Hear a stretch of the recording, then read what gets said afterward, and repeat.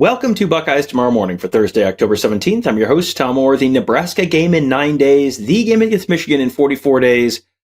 All right, I don't know if this is a show you guys have been looking forward to, but it's a show you guys have been asking for sort of indirectly, I think, ever since the Oregon game ended. We're going to be taking a look at the Ohio State defense, what went right, what went wrong against the Oregon Ducks. It has been a hot topic all week. We're going to have Ross Fulton, our X's and O's guru, on to break it all down for us. And when we have Ross on the show, we are proudly sponsored by Jeff Ruby's of Columbus, proudly offering nationally acclaimed USDA prime steaks, seafood, sushi, impeccable service, live entertainment, and an attention to detail that is simply unmatched. Just go to jeffruby.com/Columbus today. All right, Ross, the attention to detail by the Ohio State defense, that may have been matched at times in the past. Things did not always go great, and there were things that they did that they were trying to accomplish things that everyone has been saying, why can't you do this more?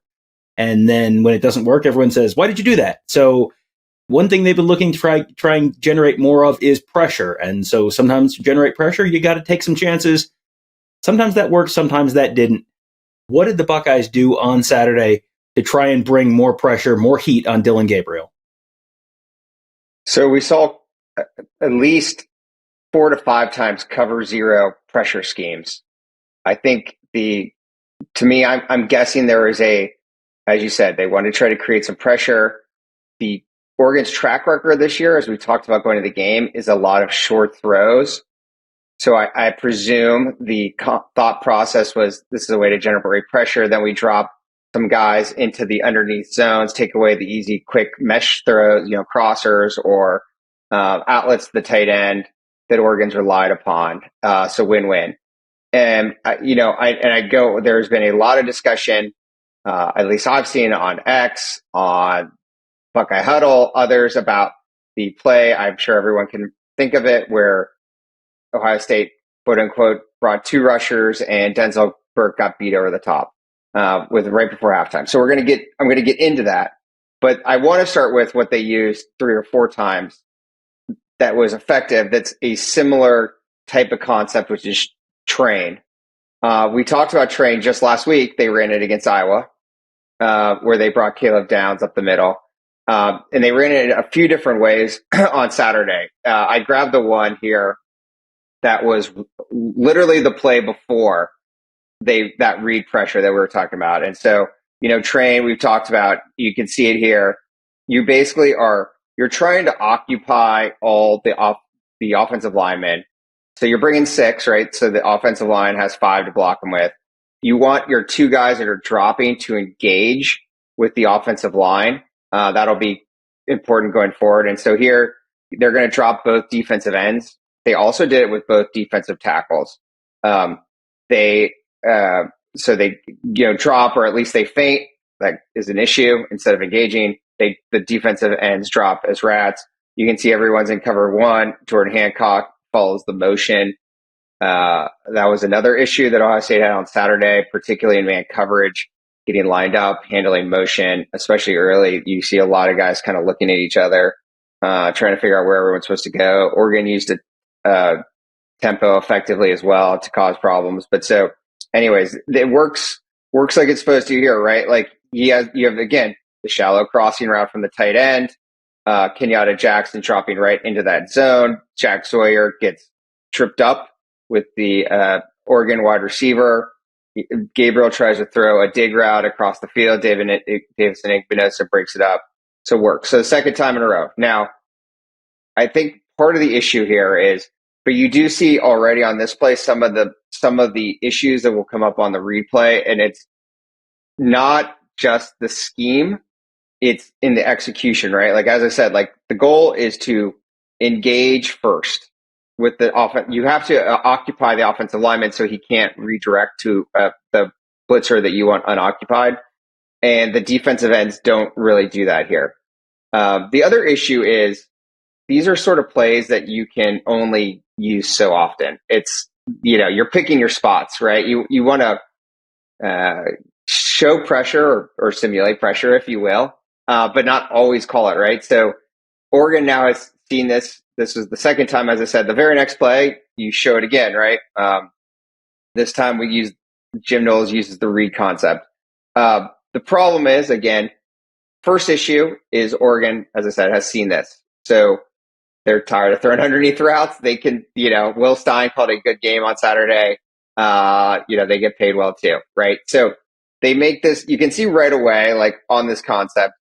And before I get into the specifics of it, though, I want to say, like, this is a tried and true concept. This is not Jim Knowles drawing up in the dirt. Let's only rush 2 and drop 6 guys in within 5 yards and have no deep safeties. Like, this is a concept that Brent Venables has used a lot, that the Saban tree has used. The basic framework, again, is like you're bringing they have 5 guys to block, as I show in the picture. Like, I put a 5 against 6, right? So what you want to do is you want to occupy those 5 offensive linemen, but you're not going to keep rushing, right? You want them to engage you. You then drop. That frees up. Here, I think the design is to get Sonny Styles coming free up the middle.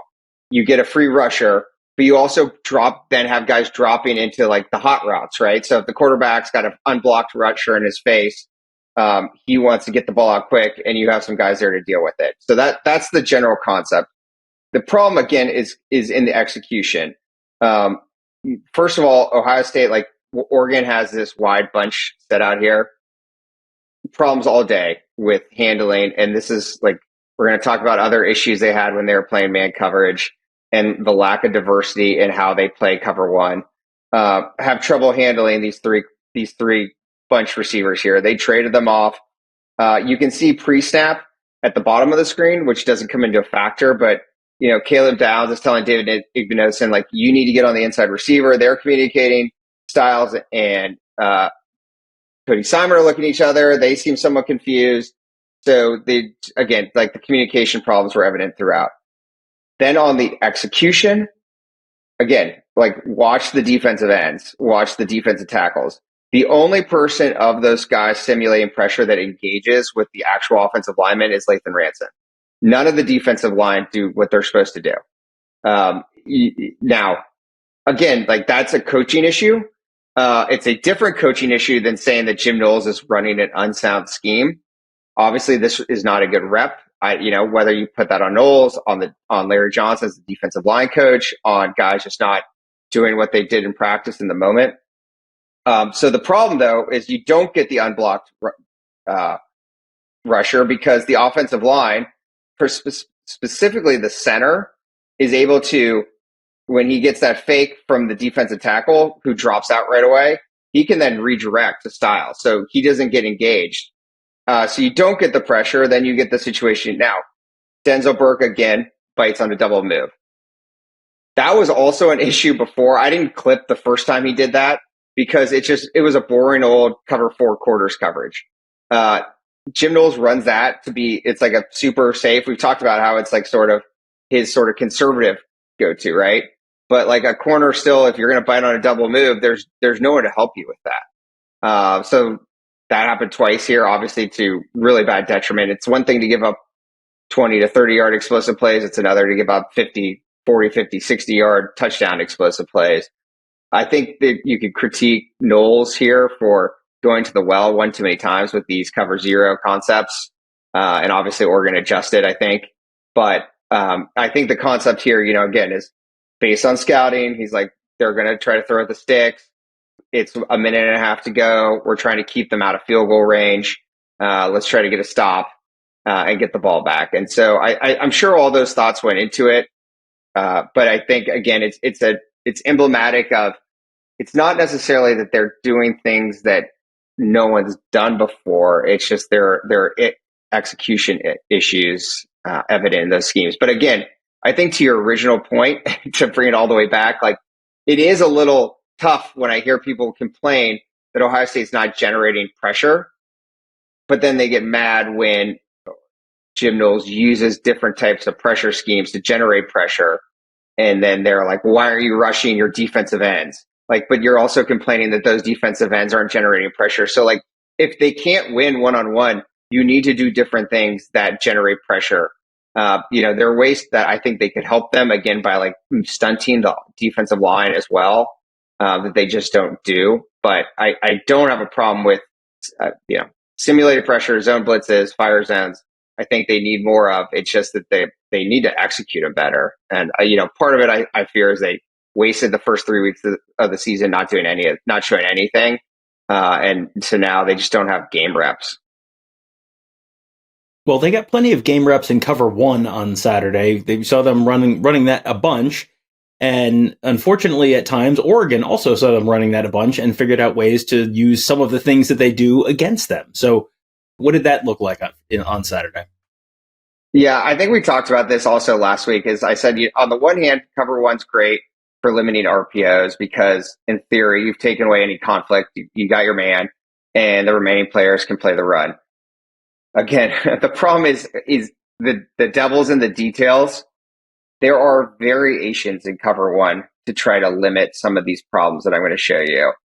And Ohio State just doesn't do them or you don't see them. And so they can get exposed. It's not just that they can't, obviously Burke got beat, right? That wasn't in cover one, but like, that's like one way you beat cover one, right? Is you find the guy that your receiver's better than. But you also can do it by using these kind of plays that hurt them. So like first play here, right? Like this is Oregon gets the ball back after the Quinshon Judkins fumble. So they're at first play after that. They run this just basically in a outside zone with a slide threat, right? So they're like in two back personnel. So I guess, the first question is, was Ohio State really prepared for any kind of two back looks? But like, that happens, right? Like, I don't think but so because the way Ohio State has this designed is Cody Simon's responsible for the B gap and Jordan Hancock, the nickel, has the C gap. Because that's just how Ohio State, we're going to talk about this again. Like we've talked about it before. They set the nickel to the passing strength and they don't mess with it no matter what kind of formation they see. But Jordan Hancock also has that, technically a fullback, really. He's just a wide receiver lined up in the backfield. When he releases on sort of this threat to the flat that they fake on play action, Hancock follows him. So now they have no player for the C gap. Maybe this is a bust, but I saw it twice. And so like you need to do one of two things. Like there are calls within cover one where when that receiver goes to the opposite side of the center, like Hancock basically could trade him off either to Sonny Styles at the will, could trade him off to the backside safety. Someone else on the other side of the field becomes responsible, so you like still have your gap integrity. Or I guess if Hancock's going to follow, then like the safeties need to roll down hard, and you're basically trading off the opposite way with like the play side safety becoming the C gap player, the backside safety rotating up.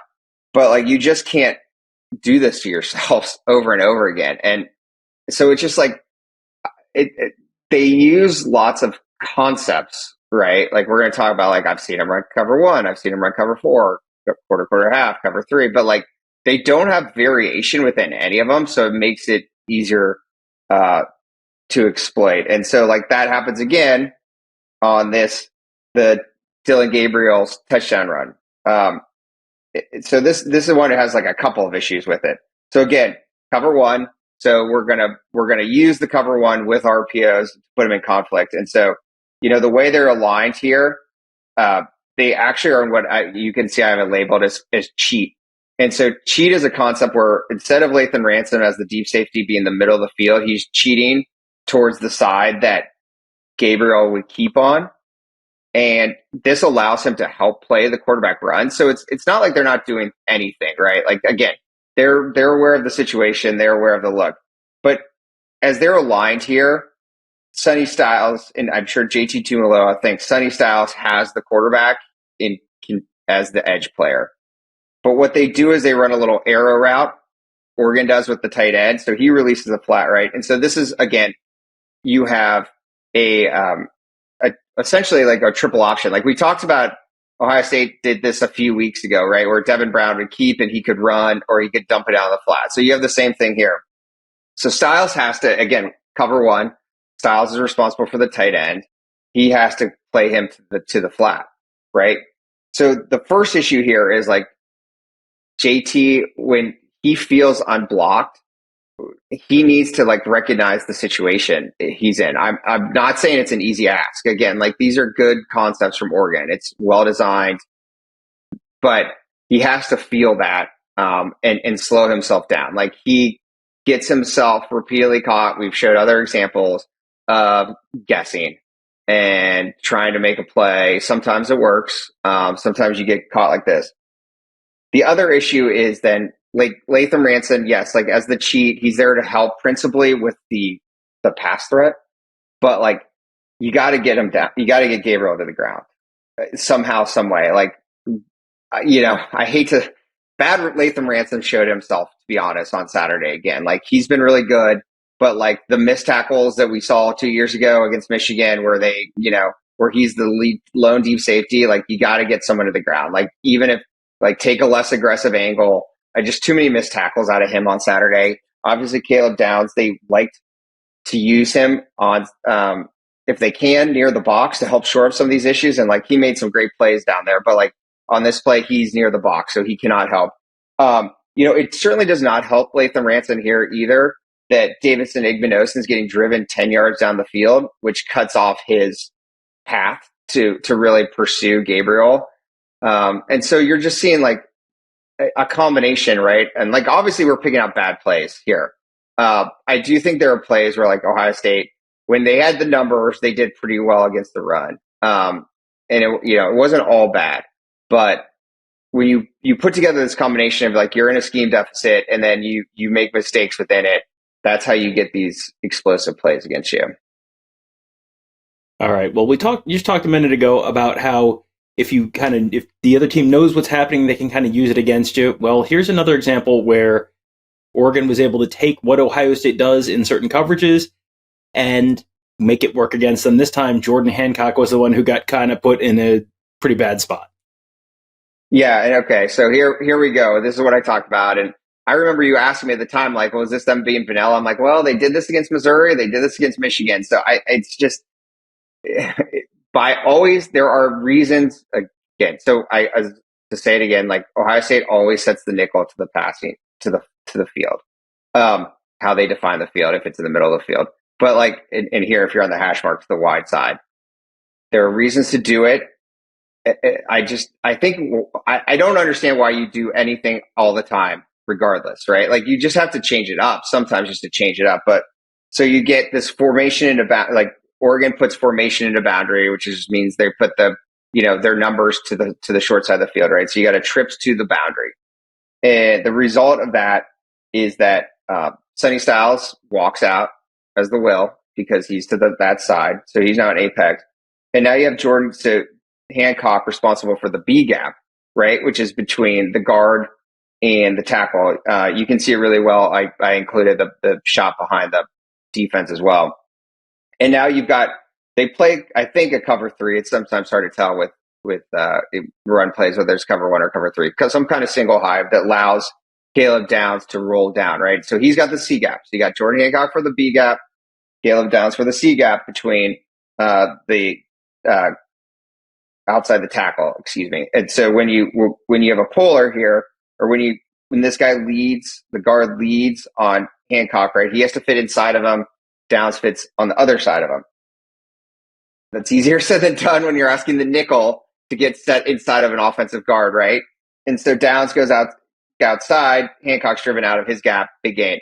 Again, like also not helped by the fact that Ty Hamilton on this play loses the A gap and gets beat.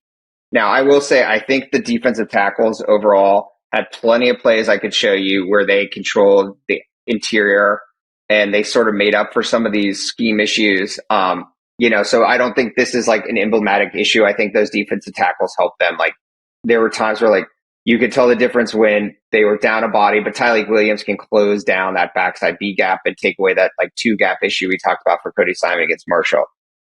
So, but again, this gets to like the unwillingness or refusal, whatever it is, to slant or stunt the defensive line most of the time it just kills them because it makes it really predictable for the offense where the defensive line is going to be, and they can't take care of these issues. Like if you look from behind the defense, like if Mitchell Melton just gets wide, set out wide, and it's just easy for the tackle to just push him out. Like if your nickel is set to the field like this, I think you should be checking to, we're going to pinch the defensive line, we're going to stunt, something that gets our bigger bodies inside to allow Jordan Hancock and Caleb Downs to play the football from outside in.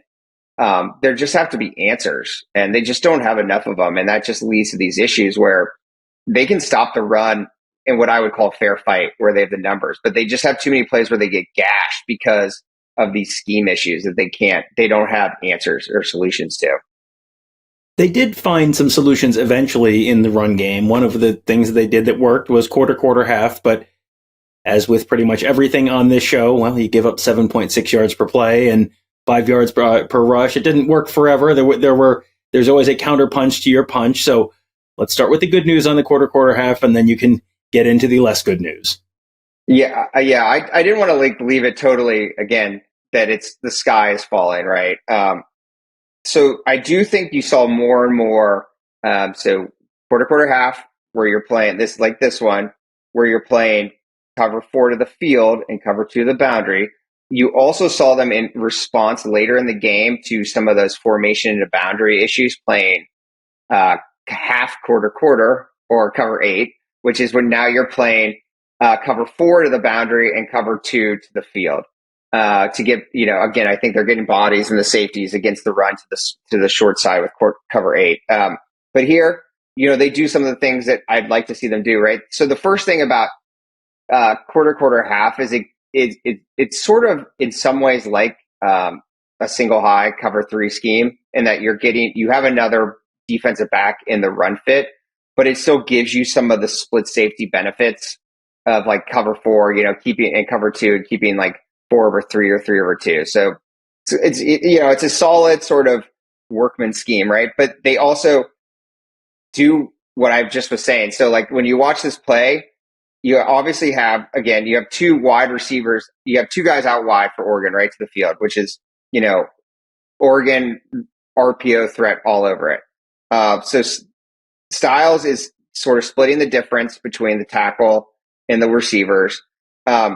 And so what they do, rather than ask him, put him in that conflict, they spike JT Tuimoloau inside. Both defensive ends spike inside of the B gap. Now Styles can play the C gap. Jordan Hancock to the opposite side can play the C gap. You can, and you'll see on this play, they can basically string it out, right, by doing that. And so you'll see, as I said, they had quite a few run plays where they did limit Oregon. And especially like when the defensive tackles can control the line of scrimmage, like they do much better here. Here's a good rep from Ty Hamilton. He's resetting the line of scrimmage against the center when you can see from behind the play. Styles is able to string it out, and Cody Simon's able to come clean it up. So I think, and we can talk about this more, like part of my solutions within the framework of what we have, right? Like you're not going to change your entire scheme mid-scheme. I mean, I would like to see more of this, as I said, quarter, half concepts, more of cover 3, where you're bringing downs down, things that within the 4 down scheme that they single gap that they play, short of the jack coming out and short of Knowles doing the things he's done in the past with getting a gap and a half from defensive linemen, mixing up gaps. I just think they need to be gap sound to start with. And some of these schemes allow you to do it. And obviously, the more that they can change up where the gaps that the defensive line is playing, like on this one, the more it's going to help them. I will say, though, that like there's other issues for them, right, on these zone looks. And maybe this is why they were playing so much cover 1, because, again, these are all things we've talked about in the past that have been like issues. So it's not a surprise that a good team, the good coaching staff that is, I thought Will Stein was, they were reaching deep on Saturday, right? Oregon, like, especially in the second half, like they ran the 4th down play where they slipped the tight end out of the backfield. They ran the 3rd and 6 against Ohio State's dime look. They ran a crack toss sweep to the boundary. Like these are pretty gutsy calls. And here you get sort of the Oregon, another variation of, we're going to purposely put 12 men on the field. We're going to do an onside kick that tries to drill your up man in the stomach. Like Dylan Gabriel fakes like he's looking to the sideline for the play, and they snap the ball, right? And so that's supposed to get you off guard. So, again, credit to Oregon or you could say like Oregon knew they had to pull out all the stops, how you want to look at it, right?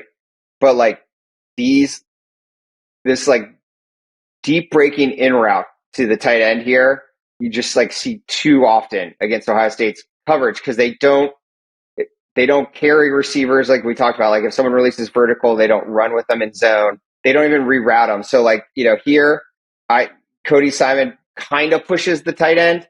I mean, I think you would want to see a more aggressive reroute, but I know they don't want to do that because they don't want to lose their like zone integrity. So I know that it's not like that's not on Steinman. That's like the scheme, but like they just have the deep safeties there and there's just green grass. And so Dylan Gabriel played a really good game Saturday. Like I thought he made throws that frankly, like I was impressed with. I didn't know he had some of those in him. So credit to him, but I do think that the Ohio State scheme at times allows opposing quarterbacks to get comfortable because they know what the picture is, they know where their reads are, and they can get into a rhythm. And, again, like you just got to close down on these routes. And so I'm not saying that playing quarter, half, or any particular concept is going to be a total panacea because I just think there's a series of systemic issues that go together. I just think at a minimum, you kind of have to go back to like we can't give up those big explosive plays. And we're going to, in the second half, it certainly wasn't perfect. I mean, Oregon had long drives, but they didn't give up the big plays. They forced a couple field goals. They forced the fourth down on downs. I certainly thought it was a better performance in the second half than the first. They seemed more comfortable getting lined up. I just think you have to come up with ways, again, to like, you got to have all your gap integrities covered. So that to me is like, you got to use more single high zone concepts. You got to remove these man feeder conflicts. You need to come up with as many ways as possible to allow Caleb Downs to be your answers because like he did erase a lot of problems for them on Saturday to the extent he could. Like he can't be everywhere at once, obviously, but I think that he can clean up a lot of things in the box. And then, I just think on the one hand, I don't think the sky is falling out, right? Like they're still a top 5, top 10 defense. I just think they are limited by some of these scheme choices in terms of their ceiling. And I just think that means that in games like this, you're going to have to score at least 30 plus. If I'm Dan and Chip Kelly, like I'm going into a game in Oregon thinking I need to score 35 the next time to win. But I do think there's things they can do. As I said, these things, moving the line around, that I think they can clean some of this stuff up. And obviously, I don't know whether it was overconfidence, whether it was just film study of seeing Oregon throw a lot of short routes. Like, you can't have your corners doing that kind of stuff on double moves. Well, we will see whether the Buckeyes can clean some of that stuff up. We will also see whether Ryan Day and Chip Kelly can put up 35 points, and the next time they have a significant game like this, we're going to be talking about the fact that they put up 31 points. Pretty good, pretty close. Not quite enough, but pretty close. We'll be talking about the offense the next time. We always do the offense first. The defense feels like it has been the story for good or for ill this week in Columbus, so I started with them this week. I'll be back, have Ross back to talk about the offense next time. But for now, I want to thank our sponsors, Jeff Ruby Steakhouse, the award-winning upscale steakhouse in downtown Columbus, named one of the top 50 steakhouses in America by Food Network. Just go to jeffruby.com/Columbus, check out the menu, and make a reservation today. That will do it for today. Thank you guys all for joining us. Have a great day. We'll talk to you tomorrow.